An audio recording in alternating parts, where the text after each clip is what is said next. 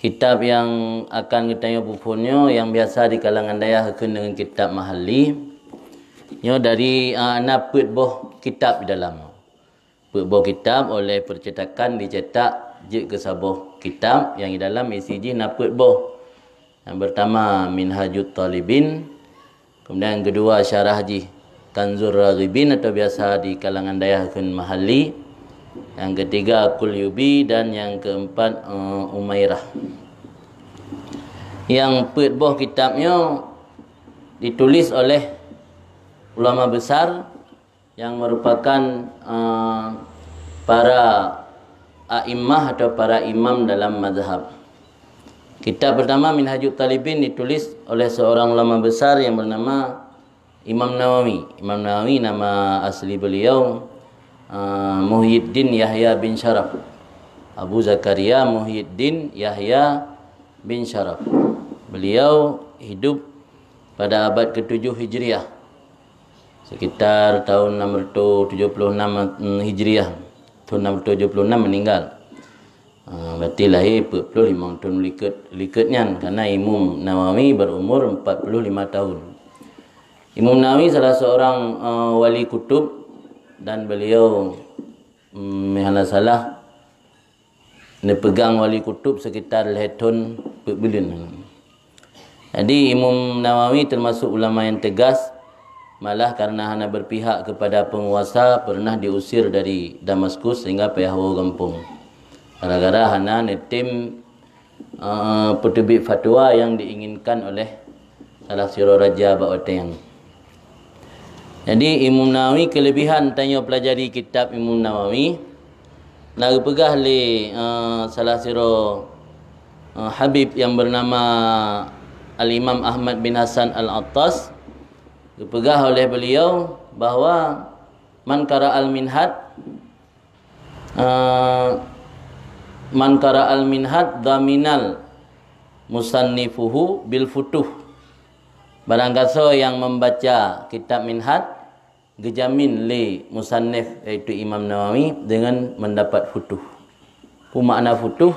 Futuh gebuka hati sehingga gampang menerima ilmu, mudah menyerap ilmu, yakun futuh. Allahumma ftah alaina futuhal arifin. Biasa dalam doa sering bertanya lagi. Jadi kitab minhadnya kan kitab biasa.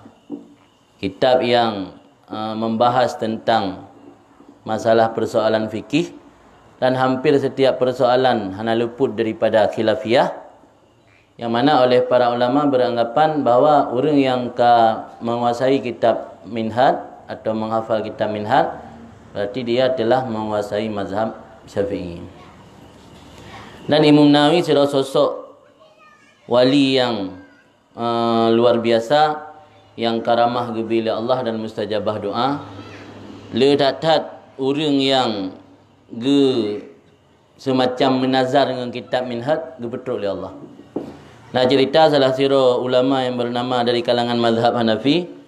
Ulama tersebut bernama Syamsuddin Muhammad Al-Maqdisi. Maksudnya 6 ton bisu. Gara-gara demam yang terlalu tinggi tersaat yang mentang bayi sehingga membuat lidah kaku hingga bisu. Kalau bawa teh gemel li ayah bak siro tungku lah batanya. Tungku yang gemel bak tungku yang raya lem.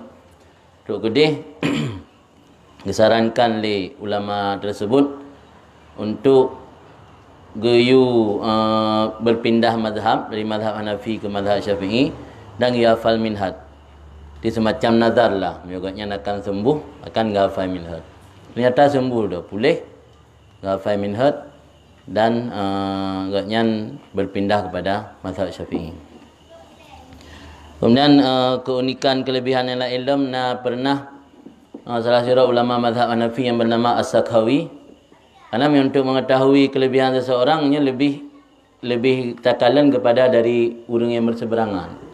Baik kelompok roh pasti puja lah. Untuk mencari keunggulan kelebihan dari orang, nilai plus je ketika mendapat pujian dari lawan, kan mendapat pujian dari kawan yang biasa. Jadi Imam Nawawi dengan minhajnya dipuji oleh ulama-ulama besar malah yang di luar mazhab Syafi'i. Termasuk Imam Sakhawi pernah memuji kitab Imam Nawawi, kitab yang paling barakah, kata beliau.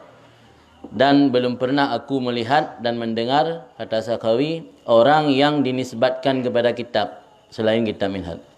Orang yang mampu hafal kitab Minhaj dari zaman kan dinisbat ke kitab Minhaj dikun Al-Minhaji. Al-Minhaji yang gelar orang yang mampu menghafal Minhaj. Tapi hana orang yang hafal kitab Bajuri, kitab pun mesti Madan At-Takribi, hana. Ada kitab-kitab yang lain, mesti Masailah, Al-Masailai. Hana, tapi orang yang hafal kitab Minhaj na gelaran khusus Al-Minhaji. Ia kira salah satu barakah dan keistimewaan kitab Matan Minhaj yang kita nyebut. Cuma untuk khusus kepada pelajar orang yang buat kitab Minhaj, na beberapa anjuran daripada Habib Ahmad bin Hasan Al-Attas.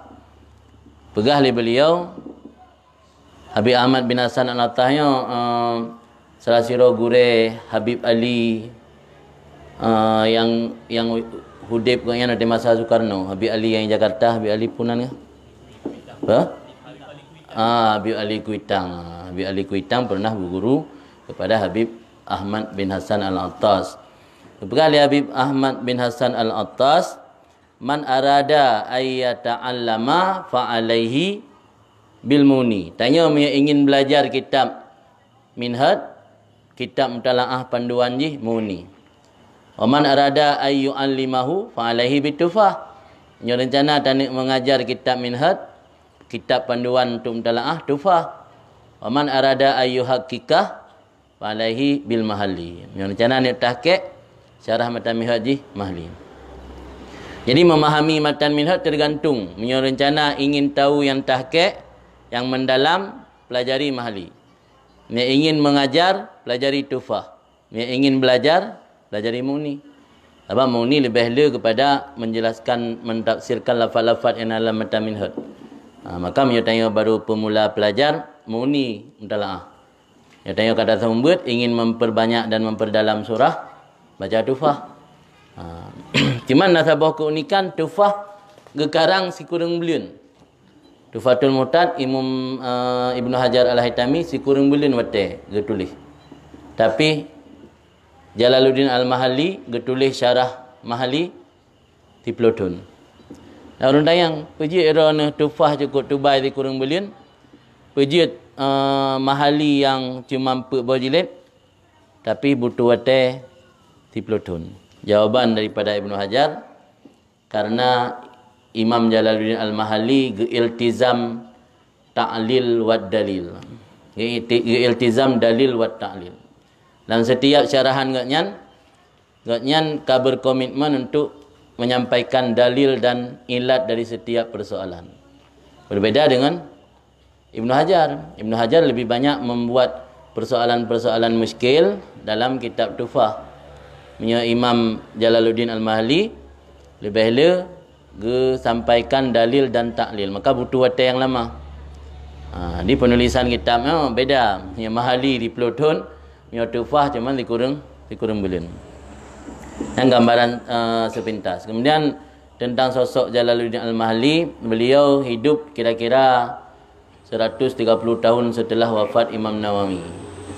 Dan kitab Mahallinya, syarah kitab Mahalli yang ditulis oleh Jalaluddin Al-Mahalli, beliau bukan hanya ahli dalam bidang fikih, juga dalam bidang usul fiqh. Maka kitab beliau Syarah Jam'ul Jawami, dan juga ahli dalam tafsir. Maka salah satu pengarang kitab tafsir Jalalain iaitu Imam Jalaluddin Al-Mahalli. Beliau asal dari Mesir, nan kampungnya Mahalla Kubra. Maka menjawab Mesir biasa akan Mahalli, kan Mahalla. Karena memang kampung Imam Jalaluddin Al-Mahalli yang daerah Mahalla Kubra. Kemudian dalam Naqul Yubi dan Umairah, yang dua juga orang Mesir. Jadi lehedro pengarang kitabnya orang Mesir. Tiro yang orang Damaskus. Jadi tanya walaupun tinggal duduk tukun, tabut kitab orang Mesir sih. Maka mana alumni Mesir berbeza pendapat dengan orang Dayah, ia perlu dipertanyakan. Maka ini sampai berbeza. Sedangkan kamu orang Dayah buat kitab orang Mesir je. Puran kan buat kitab lain tu kedai kadang pakai sampai beda. Yang berbeza dalam persoalan fikih wajarlah. Tapi yang betul pada tingkat manhaj dalam bidang akidah pun berbeza. Dia akan menyalahi dengan manhajnya Al-Azhar.